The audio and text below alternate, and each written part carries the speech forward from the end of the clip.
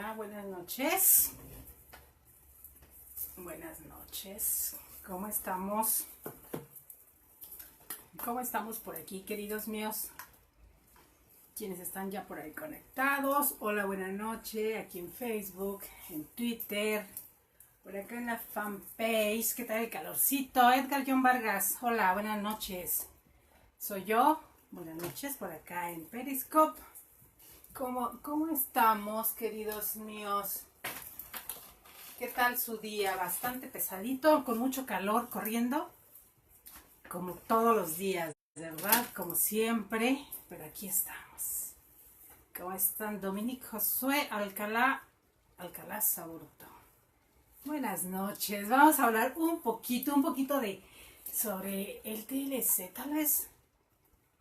Para quienes no son de México, a ver si no los abrumamos un poquito. Para los que están en nuestro país, pues ya sabemos cómo funciona por acá la situación. Espero que les guste.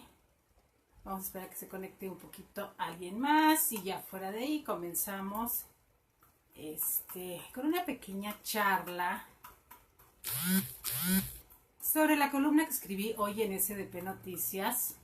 Le decía a un amigo que la iba a pasar hoy aquí sin censura, porque obviamente ¿quiénes somos los primeros? La primera censura, ¿dónde llega? De la censura nuestra, de los que escribimos, ¿no?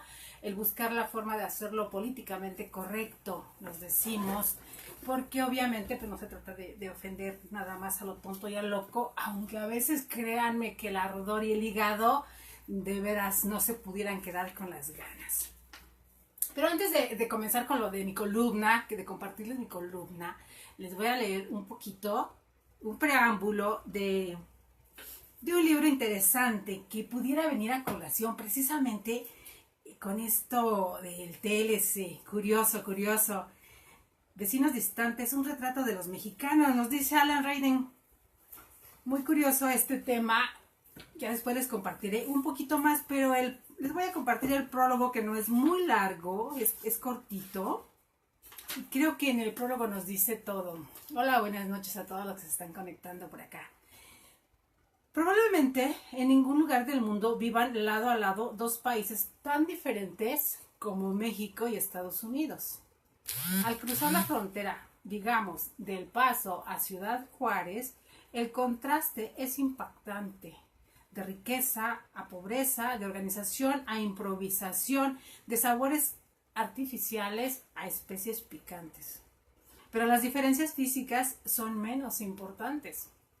Probablemente en ningún lugar del mundo dos vecinos se entiendan tan poco. Más que por niveles de desarrollo, los dos países están separados por lenguaje, religión, raza, filosofía e historia. Estados Unidos es una nación que apenas cuenta 200 años y está ya sobre el siglo XXI. México tiene varios miles de años y sigue sujeto a su pasado. En los últimos 150 años, México ha podido conocer y sentir el poderío estadounidense. En el siglo XIX perdió la mitad de su territorio a manos de su vecino del norte. Y en el siglo XX se ha vuelto dependiente en términos económicos de Estados Unidos. Este contraste hasta hace poco, Estados Unidos apenas sí miraba hacia el sur. La estabilidad de México se daba por sentada, su floreciente economía acogía la inversión, los créditos y los productos estadounidenses. Su política exterior era poco más que una ligera molestia. Su pobreza rural proporcionaba mano de obra barata a los agricultores estadounidenses, incluso después de que los enormes hallazgos de petróleo dieran a México impulso económico y nueva estatura política. A finales de los años 70 parecía no haber grandes motivos para entender a México y a los mexicanos. Hoy día las cosas han cambiado. El fracaso del modelo económico de posguerra en México ha lanzado al país a su crisis más seria desde la Revolución de 1910. No solo millones de mexicanos pobres encuentran que la lucha diaria por la supervivencia es cada vez más difícil, sino que los obreros, industriales, burócratas y clases medias en general han contemplado el retroceso abrupto de los nuevos sueños de prosperidad. El sistema político del país también parece haber perdido parte de su legendaria flexibilidad y sensibilidad. En este lapso, la confianza de la gente en sus líderes se ha erosionado gravemente. Los mexicanos han tolerado hasta la exageración sistemas de gobierno malos y abusivos. Pero su paciencia se está poniendo a prueba más que en cualquier otro momento que se recuerde. Las implicaciones para Estados Unidos son manifiestas. Washington ya teme que la violenta lucha entre izquierda y derecha en América Central pueda extenderse a México. Y aunque la teoría del dominio sea menos inquietante que los ingredientes de intranquilidad patentes dentro de las propias fronteras de México, las repercusiones en Estados Unidos no cambiarán mucho. Sería imposible contener la entrada a Estados Unidos de una marejada de mexicanos, de todos los estratos sociales. Los enormes intereses industriales, financieros y comerciales de Estados Unidos en México estarían ineludiblemente amenazados. El flujo de petróleo de México, hoy día el proveedor extranjero aislado más importante de Estados Unidos, podría verse afectado. La frontera entre México y Estados Unidos, epítome de la creciente interdependencia entre los dos países, podría ser militarizada repentinamente, provocando serias tensiones entre la población hispánica y la anglosajona dentro de Estados Unidos. Y, como respuesta, el caos de los vecinos, Washington podía sentir la tentación de intervenir, lo cual agravaría y prolongaría la inestabilidad. Para Estados Unidos, entender a México, su vecino distante, se ha convertido en una cuestión de interés propio e incluso de seguridad nacional. Como objeto de evitar políticas que podrían resultar contraproducentes, Estados Unidos debe aprender a ver más allá de la crisis superficial, hacia las sutilezas internas de una nación antigua, compleja y caprichosa. Para tener una mejor visión del futuro de México, debe buscar pistas escudriñando todo el pasado y el presente del país. La tarea no es fácil. México no entrega sus secretos voluntariamente, porque son los secretos de su supervivencia. Es feroz al juzgarse a sí mismo, pero toma los cuestionamientos de los extranjeros como si fueran ataques contra sus defensas. Sin embargo, México tiene tanta importancia para Estados Unidos que no se puede permitir que quede permanentemente velado en el misterio. El propósito de este libro es hacer que México sea más accesible para quienes no son mexicanos. No está inspirado por un deseo de exponer los puntos vulnerables de este país, sino por la creencia de que a México también le servirá que su vecino del norte lo entienda mejor. En cierto sentido, el libro representa la búsqueda de un hoyo negro, invisible, que abarca todo México en un solo concepto. Para conocer su contenido se requiere un viaje a la historia del país, por la mente de su gente y por los diversos sectores de la sociedad. Cada uno de los elementos se puede analizar de manera aislada, pero solo se puede entender cuando se relaciona con todos los demás para formar una idea a la vez vaga y exacta del México de hoy. Esto nos decía Alan Ryding hace un buen rato, en 1985. ¿Cuánto ha cambiado, queridos míos, este México nuestro en un poco más de 30 años? Curiosamente, este libro me llama la atención, y me llamó la atención porque dentro de los agradecimientos que da Alan Ryding,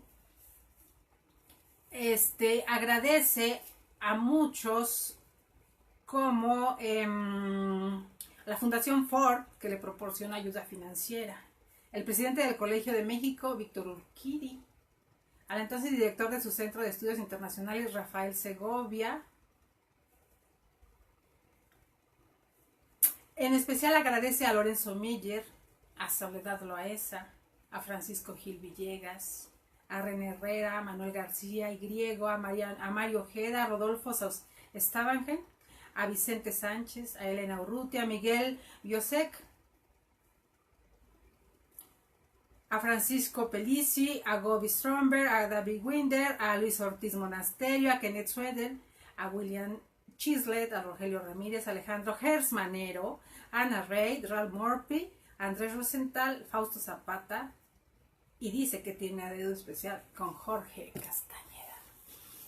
Qué curioso, Vecinos Distantes, un libro muy especial de Alan Reinking con un concepto, con una radiografía de cómo nos ven en México, cómo nos ven desde afuera. Tan importante es cómo nos perciben. Ahorita con estas negociaciones que se están haciendo del Tratado de Libre Comercio, que habían dicho, pues no sabemos, podemos vislumbrar un poco de lo que los medios nos comparten, de lo que los medios que tienen primicia, porque como vimos todos el día de ayer, uno de los medios más importantes de México, curiosamente tenía la primicia y estaban en primera fila transmitiendo con información privilegiada, como siempre ocurre. ¿Qué pasa realmente en nuestro país? ¿Hasta dónde nos pueden decir y hasta dónde no? Les escribía yo el día de hoy en SDP Noticias. El control privado de las regiones del mundo donde la orientación comercial predomina en cualquier forma de organización, el mercado mundial, las industrias chinas, principalmente europeas y estadounidenses, liderando zonas o aparentando que así es, porque vemos esta rebatinga bastante grande.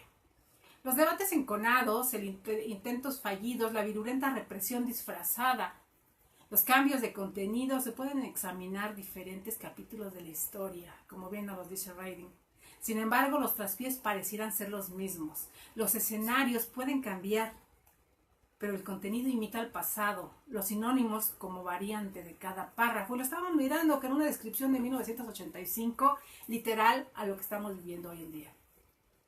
Un estudio adecuado de las transformaciones radicales de algunas instituciones exprofeso para ser las reguladoras, o mejor dicho, escribía yo, encausadoras, de movimientos que en la encomienda llevan ya una dirección y meta.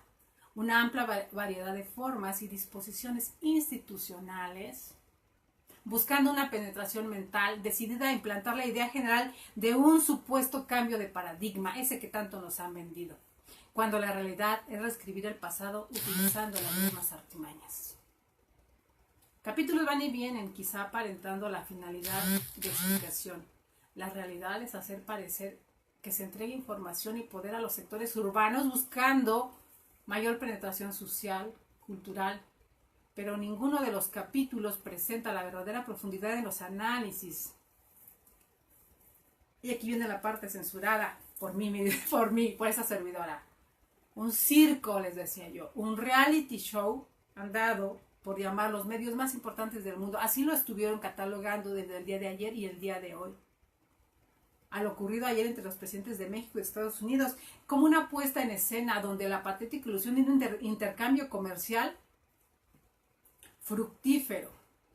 Por un lado, se asumía bilateral, como lo estuvimos viendo, como lo estuvimos percibiendo a través de las palabras de un empoderado Donald Trump.